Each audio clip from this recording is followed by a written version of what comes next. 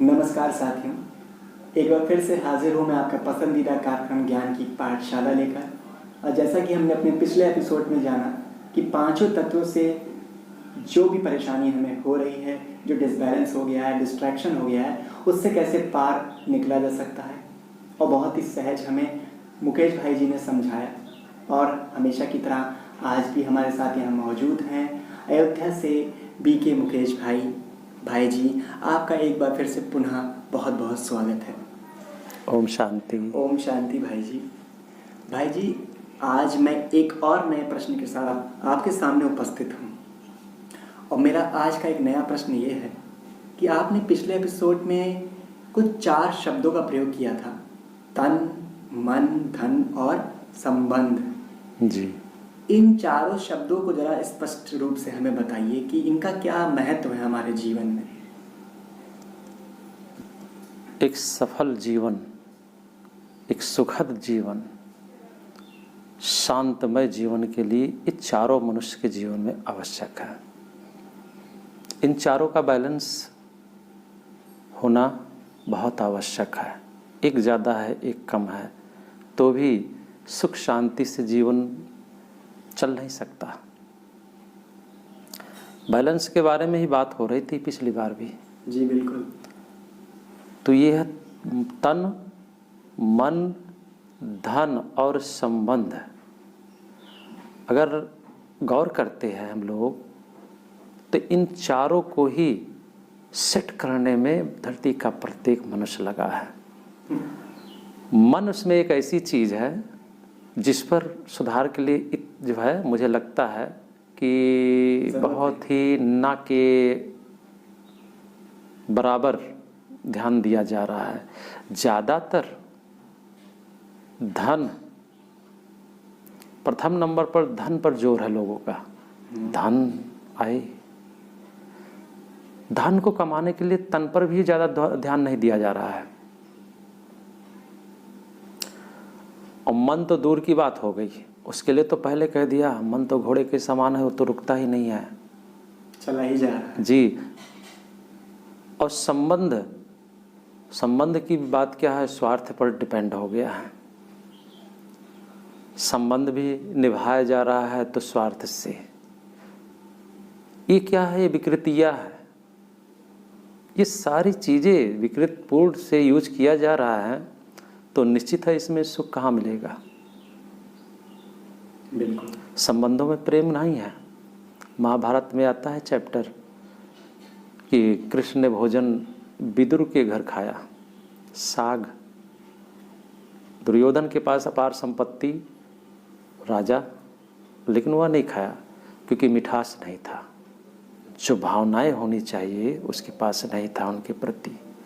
संबंध में जो मिठास होनी चाहिए वो नहीं था, स्वार्थ था उसका। तो कृष्ण जानते थे, उसके घर जाके भोजन किया। स्वार्थ बस। आज मनुष्य एक सफल जीवन जीने के लिए खास कर अगर आपके पास अपार धन है, आप धन के पीछे लगे हो, अपार धन है और तन भी स्वस्थ है, संबंध भी है, लेकिन मन शक्तिशाली नहीं है, जी सकते हैं? बिल्कुल नहीं, क्योंकि सारा कार्य उसी मन से होना है।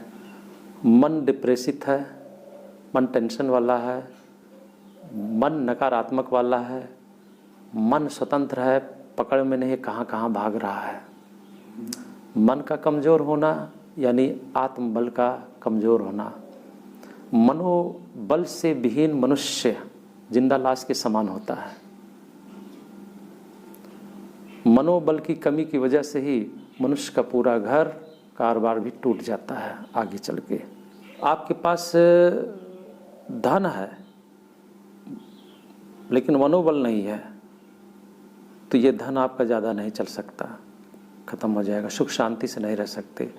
आपका तन स्वस्थ नहीं है, धन है, तो भी आप जो है सुख शांति से जी नहीं सकते। सब एक समान बैलेंस में चाहिए। हम धन को ही इकट्ठा करने के लिए अपने समय का, सभ्यता का सारा बैलेंस नष्ट कर दिया। और जो असली चीज़ था मन, जो उसका सुख उठा सकता है धन का, वो तो है ही नहीं है सुख उठाने लायक। शरीर अस्वस्थ है, कोई बीमारी लग गई, आप धन को सही से यूज नहीं कर सकते हो, सुख उठा नहीं सकते हो।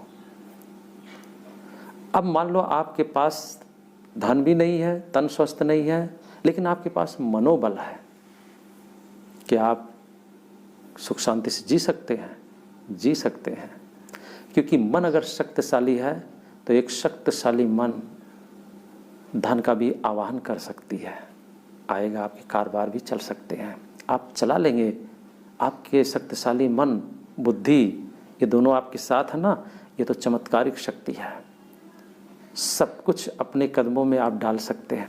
इसलिए कहा है जगत मन जीते जगत जीत। जिसने मन को जीत लिया समझ लो जगत को जीत लिया। बाबा वही करा रहे हैं, शिव बाबा वही करा रहे हैं, मन को जीतने की ही प्रक्रिया। हमने पूरी जीवन धन कमाने के लिए ही लगाया। सिर्फ धन के पीछे हमने क्या किया, अपनी नींद भी गवाई, संबंध भी गवाया, शरीर भी गवा दिया। लेकिन उसके बाद भी हम वो सुख शांति की तलाश में अभी भी लगे हैं। उसकी एक रत्ती झलक भी नहीं आ रही है,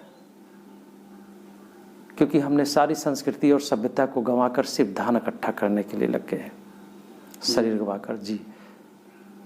लेकिन वो तो नहीं है हमारी सुख शांति का मार्ग और रास्ता।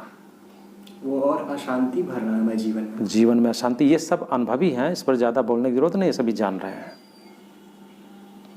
लेकिन हम जितना मेहनत किए हैं, इसके पीछे हम थोड़ा सा मेहनत अगर अपने मन को शक्तिशाली दिशा देने के लिए रोज़ सुबह शाम 10 मिनट निकालते होते, उस परमात्मा यानी धर्म के लिए भी थोड़ा टाइम निकालता, अपने यानी स्वयं मैं कौन आत्मा के लिए भी चार्ज करने के लिए भी टाइम निकालता, तो निश्चित रूप से हम उस धन का भी सही उपयोग करके आगे और बढ़ सकते थे और सुख का भी आनंद ले सकते थे।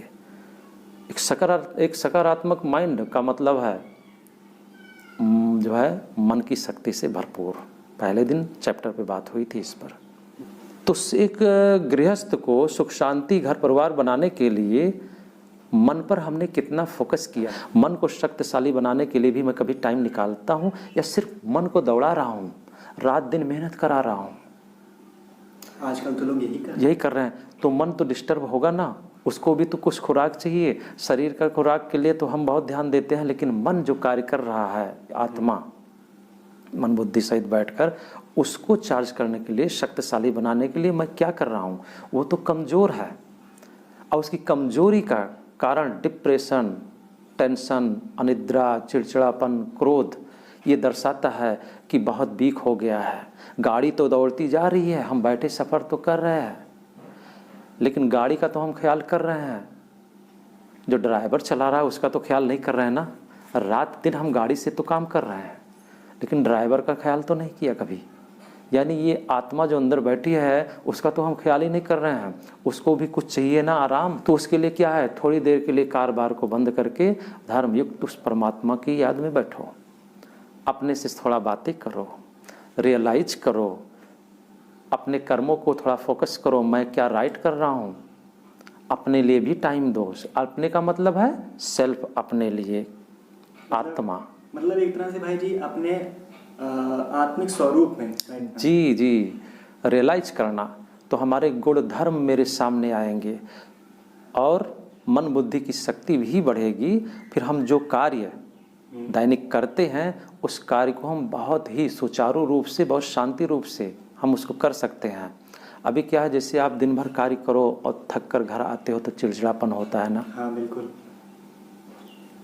क्योंकि थकान है, वो हावी है उस पर। लेकिन जैसे आप सो लेते हैं तो सुबह शांत रहता है।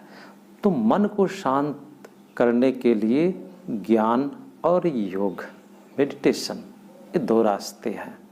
परमात्मा की याद, कुछ देर के लिए इस संसार के कारोबार से जो हम बहुत ज़्यादा अटैचमेंट में हैं उससे कट कर थोड़ा सा उस सुप्रीम पावर से अपने स्वरूप का चिंतन और मनन के लिए हम बैठे तो निश्चित है शक्ति आएंगी, चार्ज होगी मन और शांत होता जाएगा। उस शांत मन से आप सब कुछ कर सकते हो। तो हमने क्या किया, हमने कभी भी मन का ख्याल नहीं किया है, सिर्फ धन के पीछे और इंद्रियों के पीछे दौड़ते दौड़ते इतना थक गया हूँ कि पता नहीं कहाँ जा रहा है, क्या करूँगा। ये सारी चीज़ें विस्मृति हो जाती है। तो आप नहीं पा रहे हैं कि हम किस राह जा रहे हैं, हम कहाँ जा रहे हैं, दौड़ कहाँ है ये पता ही नहीं है, पता ही नहीं चल पा रहा है। और ये भी भूल गए इस दौड़ में कि सर पर समय की घंटी बज रही है, मृत्यु का आवाहन भी है, लेकिन दौड़ते दौड़ते ऐसे लगता है अनंत काल तक दौड़ना है कि हम अमर होकर आए हैं। ऐसा नहीं है। तो ये सब चीज़ें अपने जीवन में उतारने की बहुत ज़रूरत है। बहुत ही अच्छे से आज आपने हमें इस बारे में बताया कि इन 4 शब्दों का हमारे जीवन में कितना महत्व है। साथियों, आपने भी इन सभी बातों पर गौर किया होगा और अच्छे से समझा भी होगा जो बातें भाई जी ने समझाई हमें, और अपने मन के तार को उस परमपिता परमात्मा से जोड़ देने से हमारा मनोबल कितना मजबूत हो जाएगा ये हमें शायद पता ही नहीं है, जो कि आज हमें इस प्रकार पता चला कि भाई जी ने जो भी बातें हमें समझाई, तो एक तरह से हम ऐसे कह सकते हैं कि भाई जी की कही हुई बातों को हम नज़रअंदाज ना करें और उस पर गौर करें और अपने मन के मनोबल को और मजबूत करें। तो साथियों, अब हमारे इस कार्यक्रम से चलने का समय हो चुका है, लेकिन हम अपने कार्यक्रम में हर एक एपिसोड में एक से एक नए नए विषयों के साथ आपके सामने प्रस्तुत होते हैं। और आज का विषय आपको कैसा लगा इसके बारे में हमें कमेंट करके ज़रूर बताएं, और हमारा कार्यक्रम आपको कैसा लगता है इसके बारे में भी आप हमें ज़रूर बताएं। भाई साहब, आपका बहुत ही कोटि कोटि धन्यवाद, इतना सहज समझाने के लिए। बहुत ही सरल आप समझाते हैं। तो साथियों, अब इस कार्यक्रम से हमें दीजिए इजाज़त। ओम शांति। ओम शांति।